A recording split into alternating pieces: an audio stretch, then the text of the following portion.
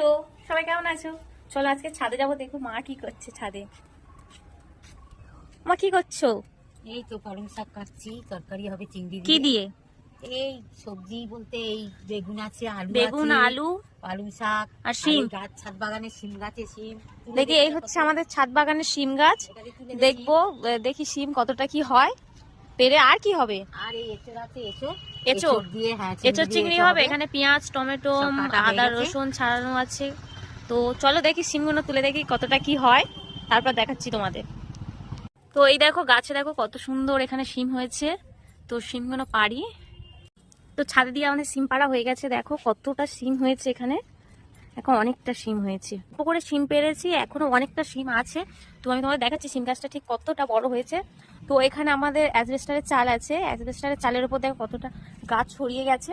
আর এইদিকে দেখাচ্ছি, তো তোমার এখানে দেখো নিচে থেকে দেখো, আমাদের এটা তিনতলা, তিনতলার উপরে এই গাছটা এসছে।